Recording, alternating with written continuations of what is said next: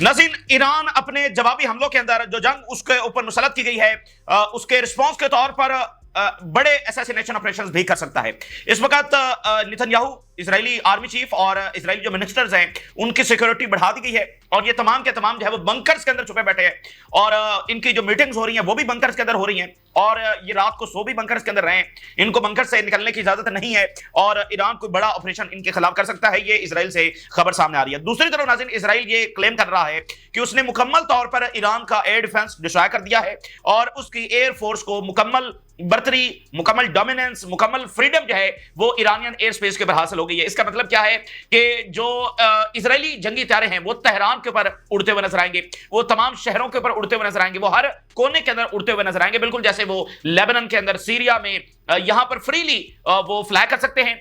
अभी जो इन्होंने कल से हमले शुरू किए तो उसमें जरूरी नहीं कि ये ईरान की एयर स्पेस के अंदर दाखिल हुए हों।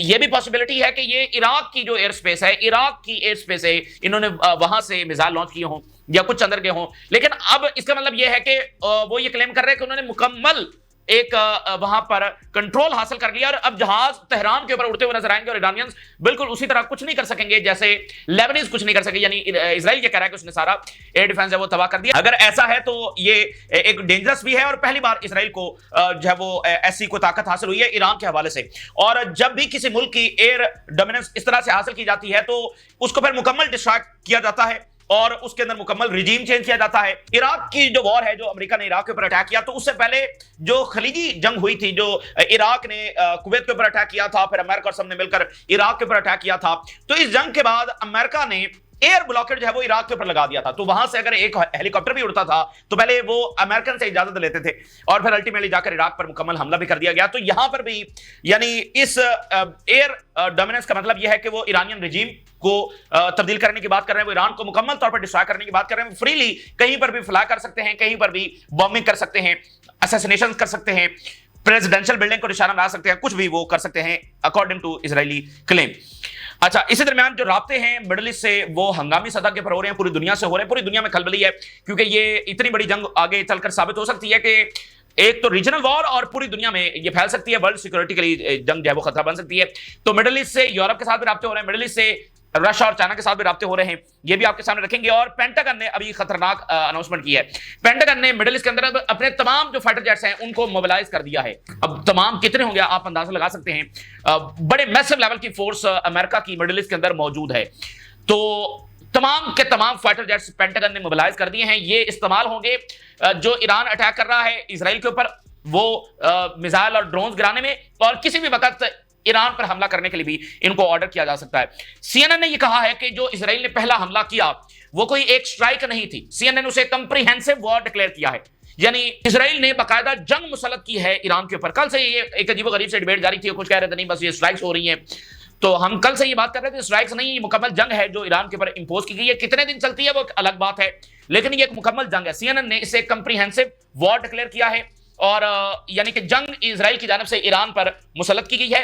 और यह बात हमेशा ध्यान में रखें कि ईरान के पास डील का कभी कोई ऑप्शन मौजूद नहीं था। यहां पर एक एंगल से बात की जाती है और वेस्टर्न मीडिया सारी बात इस एंगल को बढ़ाता है कि ईरान ने डील नहीं की, ईरान नेगोशिएशंस की तरफ नहीं गया। Negotiations, deal, diplomacy was never an option for Iran. अगर ऑप्शन होता तो ईरान इसको जरूर अवेल करता, वो सिर्फ एक जवाब था ईरान पर हमला करने के लिए। अच्छा, इसके साथ इलोन मस्क जो है वो भी कूदा है और उसने ईरान में जो सिविल वॉर का प्रोजेक्ट है उसमें अपना किरदार अदा किया है। इसका जो काला स्याह चेहरा है वो बहरहाल दुनिया के सामने आ रहा है और गजा की जो जारियत है उसमें पहली दफा इसका काला स्याह चेहरा वो दुनिया के सामने आया और अब ईरान की जंग में दोबारा सामने आ रहा है। वेनेजुएला के अंदर भी इसने सिविल वॉर करवाने की कोशिश की है। वेनेजुएला के जब इलेक्शंस हो रहे थे तो इसने वहां पर मुदाखलत करने की कोशिश की, लोगों को वेनेजुएला की गवर्नमेंट के खिलाफ बगावत करने की जब इसने पूरी कोशिश वहां पर की। अब ये ईरान में कोशिश कर रहा है। हुआ क्या है कि ईरान ने जो इंटरनेट है उसको लिमिट किया है क्योंकि असैसिनेशन ऑपरेशंस हो रहे हैं, ड्रोन्स आ रहे हैं, मिसाइल आ रहे हैं, लिमिट किया जाता है। तो जैसे जीपीएस जैम होते हैं बहुत सारी इस तरह की, तो थोड़ा सा उन्होंने इंटरनेट जब उसकी एक्सेस जब लिमिट की है तो इसने क्या किया, इसने कहा कि मैं स्टार लिंक ईरानियंस को दे रहा हूं ताकि ये ईरानियन रिजीम जो है देखो कितना जुल्म कर रही है कि ये इंटरनेट इसने बंद कर दिया है, लिमिट कर दिया, तो मैं ईरानियंस पीपल को इंटरनेट दे रहा हूं ताकि वो अपनी फ्रीडम जो है वो हासिल कर सकें, जो नेतन्याहू बात कर रहे हैं। तो इसका भयानक चेहरा जो है वो दुनिया के सामने, ये डीप स्टेट का एक और मोहरा जो है वो साबित हो रहा है। ये जिस तरह से इसने दुनिया के सामने अपने आप को प्रेजेंट किया इसकी अब हकीकत जो है वो दुनिया के सामने आ रही है। अच्छा, नेतन्याहू का जो बेटा है, इसकी शादी होने वाली थी और हिजबुल्लाह के साथ जब जंग हुई तो ये शादी पोस्टपोन हो गई। अब इसकी दोबारा डेट रखी गई थी और ईरान की जंग शुरू हो गई, तो अब इसकी शादी फिर पोस्टपोन हो गई है। तो इसकी शादी नहीं हो पा रही, पहले हिजबुल्लाह की जंग की वजह से, अब ईरान जंग की वजह से। और ये जो है ये मियामी के अंदर रहता है, इसराइल में ये नहीं रहता। और मियामी के अंदर रहता है, इसराइल में ये, वहां पर उस वक्त डिबेट भी जारी रहती है कि इसका अपना बेटा वहां पर है। बहरहाल इसकी शादी जो पोस्टपोन हो गई है। दूसरी बात यह है कि अमेरिकी ऑफिशियल्स ने यह कहा है, फॉर्मर अमेरिकी ऑफिशियल ने कहा है कि इसराइल को ईरान पर हमला इस अंदाज में महंगा पड़ सकता है कि अब ईरान न्यूक्लियर मैन्युफैक्चर कर सकता है, क्योंकि अब उसके पास पूरी लेजिटिमेसी, और मिडिल ईस्ट के मालिक भी अब देख सकते हैं, अगर उनकी आंखें हैं, अगर वो देखना चाहें तो अब इस रियलिटी को देख सकते हैं कि इसराइल ने ईरान के ऊपर जंग मुसल्लत की है। तो अब ईरान के पास पूरा जवाब है और वो इसका नतीजा ये निकलेगा कि ईरान न्यूक्लियर मैन्युफैक्चर कर सकता है। मिलिटरीली इसराइल कैपेबल शायद नहीं है ईरान का न्यूक्लियर प्रोग्राम मुकम्मल डिस्ट्रॉय करने के लिए। ये अमेरिका से ये बात भी सामने आ रही है। तो हेडलाइंस आपके सामने रखते हैं। नाज़रीन, इस वक्त एक ऐसी जंग छिड़ चुकी है जिसमें ईरान पहले जैसा नहीं रहेगा। ईरान में सब कुछ बदल दिया जाएगा, उनकी तारीख बदल दी जाएगी, उनका कल्चर बदल दिया जाएगा, उन पर ऐसे लोग आकर बिठाए जाएंगे जो सब कुछ बदल के रख देंगे। और अगर ईरान ने ताकत का मुजाहरा किया तो इसराइल से फिर सारे बदले भी ले लिए जाएंगे। उसने जो जो क्राइम्स किए हैं इन 80 ईयर्स के अंदर, उस सब के जो है वो बदले भी लिए जाएंगे। और ओमान के जो मुफ्ती हैं उन्होंने इसी तरह की एक बात की, मैं आपके सामने रखता हूं। Iran response opens the door to hope. Iran का हमला दरअसल ये हमारे लिए एक उम्मीद का दरवाजा साबित हुआ है। That the Zionist occupation of the holy land will end once and for all. ठीक है ना। तो ये जो है ना, ये जंग जो मुसल्लत की गई है, ये एक अपॉर्चुनिटी भी बन सकती है। यानी कि इसराइल की जो ऑक्यूपेशन है ये हमेशा हमेशा के लिए खत्म भी हो सकती है अगर ईरान की जानिब से बड़ी ताकत का मुजाहरा किया जाता है।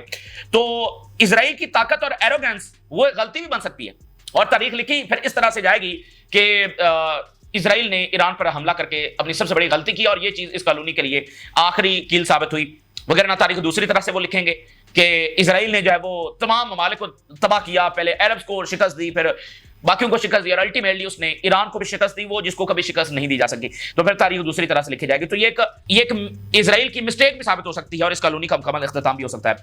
बड़े राब्ते हो रहे हैं। एमबीएस का राब्ता हुआ है बरतानिया के प्राइम मिनिस्टर के साथ। एक तो चूंकि G7 की मीटिंग भी हो रही है, तो बरतानिया के प्राइम मिनिस्टर के साथ एमबीएस का राब्ता हो, क्या बात हो रही है। कल ट्रंप के साथ भी राब्ता हुआ। तो क्या इनके पास ऐसी कोई ताकत है कि ये वेस्ट को जो है वो मजबूर कर सकें, या प्रेशराइज कर सकें, या कन्विंस कर सकें ईरान पर हमला रुकवाने के लिए, और इसराइल का जो एग्रेशन है उसको रिकॉग्नाइज करवाने के हवाले से क्या इनके पास ये पावर है। तो हम ये कह सकते हैं कि ये भी नहीं चाहते कि ईरान के ऊपर हमला हो। चले हम अच्छे अंदाज के अंदर इनके बारे में जरा सोच लेते हैं।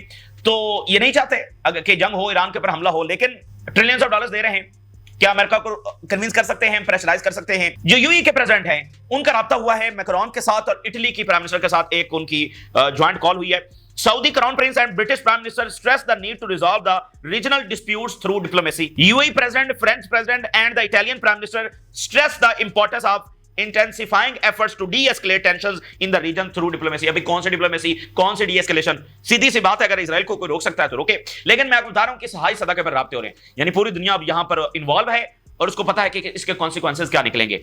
Shanghai cooperation organisation condemn Israeli aggression on Iran. ये चाइना की जानिब से, इससे पहले उन्होंने कहा कि रेड लाइंस इजराइल ने क्रॉस की हैं, अब ये उनकी जानिब से स्टेटमेंट सामने आ रही है। और जो रशिया के फॉरेन मिनिस्टर हैं उनकी बात हुई है ईरान के फॉरेन मिनिस्टर के साथ। कल रशिया के प्रेसिडेंट पुतिन और ईरान के सदर के दरमियान कॉल पर बात हुई, अब रशिया की जानिब से कॉल पर बात की गई है। तो ये इस सतह के ऊपर राब्ते भी जारी हैं। जर्मनी ने यह कहा है कि मिडिल ईस्ट के अंदर एस्केलेशन का थ्रेट रियल है, जंग जो है वो एक इलाकाई जंग के अंदर तब्दील हो सकती है, ये जर्मनी बात कर रहा है। अच्छा, पेंटागन और अमेरिकी सेक्रेटरी ऑफ डिफेंस से जो बात सामने आ रही है वो खतरनाक भी है, और इससे फिर उनकी हाइपोक्रेसी जो है वो दुनिया के सामने आ रही है। एक तो पेंटागन ने ये कहा है कि तमाम जो फाइटर जेट्स हैं अक्रॉस द मिडिल ईस्ट उनको मोबिलाइज कर दिया गया है। ठीक है, मोबिलाइज कर दिया गया, बहुत ही खतरनाक बात है। ये किसी भी वक्त ईरान पर भी हमला कर सकते हैं, और वो एक और ज्यादा तबाहकुन दौर का आगाज होगा। अमेरिकी सेक्रेटरी ऑफ डिफेंस के दो स्टेटमेंट देखिए। Israel found Iran to be a threat and moved against it, यानी मुकम्मल जस्टिफिकेशन है, मुकम्मल शील्ड है। जंग मुसल्लत हुई है ईरान पर, तमाम ज़ाब्तों की, उसूलों की, ट्रीटीज की धज्जियां उड़ा दी गई हैं। तो अमेरिका ये कह रहा है कि इजराइल ने बिल्कुल सही इकदाम उठाया, क्योंकि उसको ईरान से खतरा था।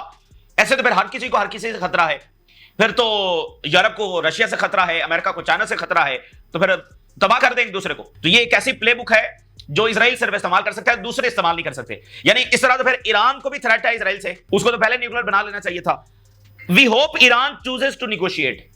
अब आप इस बात को नोट करें कि वो किस चीज को इस्तेमाल कर रहे हैं, डिप्लोमेसी को, कि अभी भी ईरान के पास ऑप्शन है कि वो टेबल के ऊपर आ जाए, हालांकि वो टेबल कभी वहां पर था ही नहीं, ठीक है ना।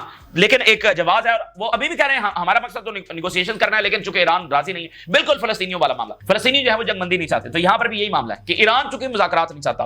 अज़रबैजान ये कह रहा है कि वहां से कोई हमला करने की कोशिश की गई है। अब मिसाल के तौर पे उनकी, चूंकि एक साइड के ऊपर अज़रबैजान है ईरान के, तो जरा और अज़रबैजान के बहुत करीबी ताल्लुकात हैं इजराइल के साथ, और अज़रबैजान ऑयल भी दे रहा है, तो उनकी स्टेटमेंट देखिए, we will not allow any party to use Azerbaijan airspace and territory to attack Iran and other countries। हम ईरान के ऊपर हमला करने की किसी को इजाजत नहीं देंगे कि वो हमारी एयर स्पेस इस्तेमाल करें। तो ये किसी से कौन है? ये इजराइल है, क्योंकि इजराइल की फोर्स वहां पर भी है, अज़रबैजान के अंदर भी है। अच्छा, जो फलस्तीनी कॉन्फ्रेंस होने जा रही थी 17 से 20 जून तक, वो पोस्टपोन हो गई। मैक्रोन की स्टेटमेंट आई है, बहुत ही इंपॉर्टेंट पहलू है कि देखिए दुनिया पुश कर रही थी टुवर्ड्स पैलेस्टीनियन स्टेट, और इसमें यह वाज़ेह था कि फलस्तीनी रियासत को वो रिकॉग्नाइज करने जा रहे हैं। तो इजराइल ने एक बड़ी जंग छेड़कर इन कोशिशों को असल में रिवर्स करने की एक जो है वो यहां पर जालमाना एक अटेम्प्ट की है कि उसने एक नई जंग छेड़ दी है, ताकि इन तमाम जो कोशिशें उनको रिवर्स। अब देखें ना, वो कॉन्फ्रेंस जब कैंसिल होगी, और वो मतलब ईरान अगर डिस्ट्रॉय हो जाता है तो फलस्तीनी रियासत तो भूल जाए ना आप कि फलस्तीनी रियासत यहां पर बनने वाली है, ठीक है। फिर तो एक अलग लेवल का जो है ना उनकी ताकत होगी जो मिडिल ईस्ट के अंदर वो इंपोज करने जा रहे हैं, ना टर्की ना सऊदीया ना कुछ भी, ये किसी की कोई हैसियत नहीं होगी। एक अरसे तक जो है वो उनका आप कह लें कि ताकत रिस्टोर हो जाएगी दोबारा से मिडिल ईस्ट के ऊपर।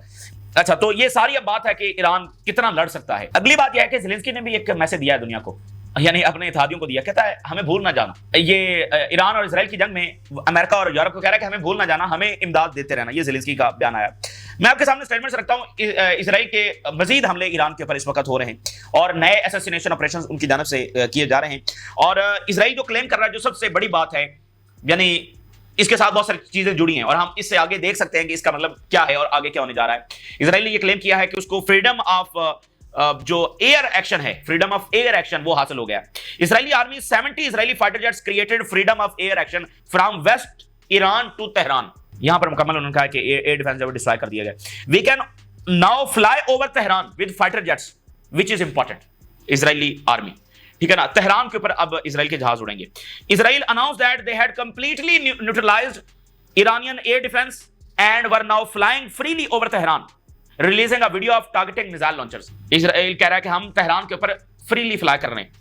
ये पता है क्या होता है, जब आपको एयर डोमिनेंस हासिल हो जाती है ना, तो फिर उनका मुकम्मल कंट्रोल होता है सप्लाई लाइन के ऊपर, और फिर वो कोई एयर डिफेंस इंस्टॉल भी नहीं करने देते, क्योंकि जो ही आप इंस्टॉल करने की तरफ जाएंगे वो बॉम्बिंग करेंगे, फिर आपकी गवर्नमेंट नहीं चल सकती, फिर रिजीम चेंज होगा। अगली बात तो ये है, ठीक है ना, इसकी तरफ वो जाने की कोशिश करेंगे, बंकर्स को निशाना बनाएंगे, प्रेसिडेंशियल पैलेस को निशाना बनाएंगे, मतलब हवा के अंदर वो मौजूद है, आप जो ही बाहर निकलेंगे वो अटैक करेंगे। तो ये तो बहुत ही खतरनाक बात है। तो ये बहरहाल उनका दावा है। ईरान अब इसको कैसे कन्फ्रंट करता है ये देखना है।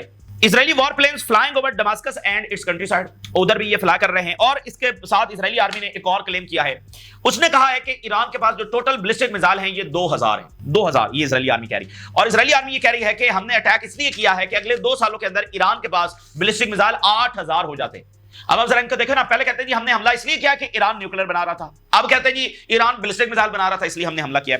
लेकिन बहरहाल सबसे इंपॉर्टेंट सवाल क्या है? इंपॉर्टेंट सवाल यह है कि ईरान कितना ज्यादा और हाउ लॉन्ग वो इजराइल को हिट कर सकता है। क्या वो अपने हमले सस्टेन कर सकता है? मतलब वो इधर से अगर इजराइल हमला कर रहा है तो हर हमले का जवाब क्या ईरान दे सकता है, और एक ऐसा जवाब कि वो इजराइल में बड़ी तबाही ला सके? क्या ऐसा वो कोई जवाब दे सकते हैं? तो ये बहरहाल सबसे बड़ा सवाल है, क्योंकि सारी चीज इसी बात के ऊपर खड़ी हुई है, वगरना तो तमाम चीजें फिर इजराइल के हाथ में होंगी और वो अपने हिसाब से तारीख लिखेंगे। The Iran's ability to launch missiles will gradually decline over time, और वो कह रहे हैं कि इनकी ताकत हम डिस्ट्रॉय कर रहे हैं। We have many surprises in store for Iran in the future. बदमाशी है भाई, बदमाशी है कि एक मुल्क के ऊपर हमला कर दिया गया है और फिर इनकी लैंग्वेज चेक करें। और फिर वो कह रहे हैं कि commander of the revolutionary guard surface to surface missiles, इनको शहीद किया गया है। ये इजराइल ये दावा कर रहा है, इजरायली आर्मी ये कह रही है कि इनको असैसिनेट किया गया है। अब आप देख लें कि जो ऑफेंसिव यानी जो अटैक करना है, उस लीडरशिप को, उस मिसाइल आर्सेनल को जब वो निशाना बनाया जा रहा है। The Israeli army announce the killing of the head of the intelligence directorate in the Iranian army general staff. Netanyahu की 2-3 स्टेटमेंट्स देखिए। We will strike every site of Iranian regime, तकब्बुर और बदमाशी। यू विल सून सी कि जो Israeli air force के jets हैं in the air space of Tehran, the greatest dream of Netanyahu from last 40 years। Every site and target belonging to the regime, एक एक जगह को, एक एक कोने को हम निशाना बनाएंगे। क्या कोई ऐसी ताकत है जो इस बदमाशी को रोक सके, जो इस वॉर मशीन को रोक सके, जो फलस्तीनियों का बदला ले सके, जो इराक, शाम, लेबनान, यमन, सोमालिया, सूडान सब का बदला ले सके? क्या किसी के पास वो ताकत है? ईरान ने यह बताना है, वरना ईरान भी उन सब की तरह एक हिस्ट्री बनकर रह जाएगा। अच्छा, अब ईरान के जो जवाब है उसके ऊपर हम बात करते हैं। आज की रात कह रहे हैं बड़ी लंबी हो सकती है इजराइल के लिए, और कल से भी ज्यादा भारी हो सकती है। और कैबिनेट की जो मीटिंग है वो सीक्रेट अंडरग्राउंड शेल्टर के अंदर हो रही है। देखिए, जो असैसिनेशन की मैंने आपको बात की ना, पता है कि ये कहां पर बैठते हैं, कहां पर मीटिंग्स करते हैं, नेतन्याहू का बंकर किधर होगा, बाकी कमांडर्स किधर बैठते हैं, तो वो एयरफोर्स चूंकि इनकी है तो इस वजह से ह्यूमिलिएशन ये सब की करते रहते हैं। तो इस वक्त इजराइल को खतरा है कि इजरायली मिनिस्टर्स, नेतन्याहू या आर्मी चीफ को असैसिनेट किया जा सकता है। Some ministers and political leaders are sleeping in secret underground locations. Shin Bet has significantly increased protection measures for the prime minister, the chief of staff and the other senior officials. Netanyahu, army chief और सारे senior officials के लिए security बढ़ा दी गई, इनको assassinate किया जा सकता है। Strengthening the protection of senior Israeli officials for fear of the Iranian response. इसके साथ ईरान ये दावा कर रहा है कि उसने इजरायली पायलट को पकड़ा है। एक बार फिर रिपोर्ट सामने आ रही है। Special forces in the army captured an Israeli pilot after his plane was shot down. ये ईरानी आर्मी से दावा सामने आ रहा है, अल जज़ीरा भी इसको रिपोर्ट कर रहा है। अच्छा, अब खतरात कितने हैं कि ये जंग मजीद फैल सकती है। इजिप्ट के अंदर भी कुछ देखा गया। इजिप्ट के स्काइज के अंदर कोई मिसाइल विसाइल देखे गए हैं। Citizen document the appearance of luminous objects in the skies of several Egyptian governors coinciding with the escalation of attacks between Israel and several governors के अंदर वहां भी देखा गया। शायद ये यमन से हमला हुआ है या क्या हुआ है, मतलब ये जंग आगे आगे फैल रही है और तेजी के साथ। आखिरी स्टेटमेंट एनबीसी मीडिया, अमेरिका का और फॉर्मर अमेरिकन ऑफिशियल्स। नतीजा क्या निकलेगा? क्या मिस्टेक हो सकती है इजराइल की? क्या भारी कीमत उसको चुकाना पड़ सकती है और इसकी एरोगेंस को खाक में मिलाया जा सकता है? An Israeli attack could lead to Iran abandoning negotiations and moving towards manufacturing a nuclear bomb. इसका मतलब यह है कि इजराइल के पास मुकम्मल सलाहियत नहीं है उनका न्यूक्लियर प्रोग्राम डिस्ट्रॉय करने की। यह शायद है, लेकिन अभी तक वो क्लेम नहीं कर सके हैं। तो अगर ईरान ने विद इन डेज अगर अपना न्यूक्लियर प्रोग्राम मुकम्मल कर लिया, 2-4 बम भी बना लिए, तो उसके बाद क्या होगा? तो ये इस वक्त की था। अच्छा, ईरान को फौरी इस्तेमाल नहीं करने वाला है, लेकिन देखिए सारा काम क्या है? इजराइल को रोकना। अगर उनके पास कोई ऐसी डेटरेंस आ जाती है कि वो इजराइल को रोकने में कामयाब हो जाते हैं, दैट्स ऑल। ईरान इसके साथ ही जीत जाएगा। जो जंग इजराइल ने शुरू की है, अब इसमें हार जीत का फैसला कैसे होगा? उसमें यह है कि अगर ईरान, अगर उसकी रिजीम सर्वाइव कर जाती है और वो इजराइल को रोकने में कामयाब हो जाते हैं, तो ये इजराइल की मुकम्मल शिकस्त होगी, क्योंकि जंग उन्होंने शुरू की है, जंग उन्होंने इंपोज की है। ठीक है, तो इसलिए अगर ईरान को कुछ ऐसी डेटरेंस हासिल हो जाती है तो ये इजराइल का लिए मुकम्मल शिकस्त होगी और नेतन्याहू फारिग, और फिर बहुत सारी चीजें और भी मानना पड़ेंगी। ठीक है ना? तो ये बहरहाल बहुत बड़ी चीज होगी। अब मेरे ख्याल ईरान तेजी के साथ इसकी तरफ बढ़ गया होगा कल रात से ही। देखते हैं अगले आने वाले जो दिन हैं वो बड़े फैसला कुन हैं। मिडिल ईस्ट का मुस्तकबिल क्या होगा और फलस्तीन का मुस्तकबिल क्या होगा, और क्या कोई इजराइल का हाथ रोक सकता है? और देखें, अभी तक फिजाई जंग है। अगर इनकी जमीनी फौज आती है जो कि अमेरिका की आएगी, तो फिर इसका अख्ताम लंबी जंग होगी और ईरान फिर लड़ेगा और अंदाज के अंदर लड़ेगा। फिलहाल है कि फिजाई जंग में किसकी क्या कैपेबिलिटीज है। अगर ईरान ये हमले सस्टेन कर सकता है तो भी वो इजराइल को शिकस्त देने के अंदर कामयाब हो जाएगा। ये ताजा तरीन सूरत हाल है जो आपके साथ शेयर किया। आपने राज आगाह करेंगे। अल्लाह हाफिज।